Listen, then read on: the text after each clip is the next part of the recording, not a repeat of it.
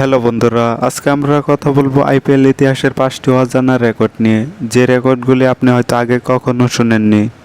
Number 1, সবচেয়ে বেশি match জয়ী অধিনায়ক। মুম্বাই ইন্ডিয়ান্সের অধিনায়ক রোহিত শর্মা আইপিএলে সবচেয়ে বেশি ম্যাচ জয়ী অধিনায়ক। তিনি 125টিরও বেশি ম্যাচ জিতেছেন, যা তার নেতৃত্বে দক্ষতা ও পরিসংখ্যানের সাক্ষী। নাম্বার 2, আইপিএলে সবচেয়ে বেশি ক্যাচ নেওয়া উইকেট কিপার।